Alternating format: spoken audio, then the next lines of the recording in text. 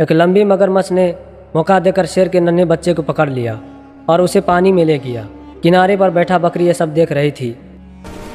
ओ नहीं, क्या करूं?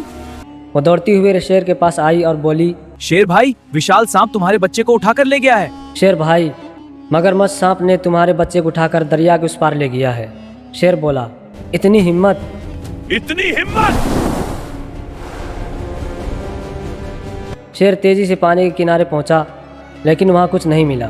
वो ढूंढते ढूंढते एक बूढ़े कछुए के पास गया और बोला, कछुए भाई, क्या तुमने मेरा बच्चा देखा है? कछुए भाई, क्या तुमने मेरा बच्चा देखा है? कछुआ धीरे से बोला, राजा साहब, मुझे कुछ मालूम नहीं। मैं तो सूरज की तपिश से बचने के लिए आराम कर रहा था। क्या तुमने कुछ देखा? राजा साहब, मुझे कुछ नहीं पता, मैं तो आराम कर रहा था। शेर आगे बढ़ा और एक बड़ी मछली के पास पहुंचा। शेर ने पूछा, क्या तुमने मेरे बच्चे को देखा है? क्या तुमने मेरे बच्चे को देखा है? मछली ने सर हिलाकर कहा, मुझे तो कुछ खबर नहीं।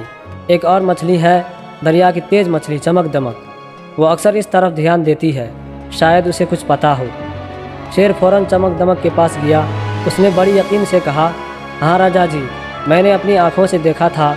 मगरमच्छ सांप ने तुम्हारे बच्चे को पकड़कर दरिया के उस किनारे एक सुनसान जगह पर ले गया। शेर गरजता हुआ वहाँ गया। दरख्तों के पीछे एक सुनसान पथरीली जगह पर उसने देखा कि वहाँ सिर्फ नन्हे बच्चे की हड्डियाँ बची थी।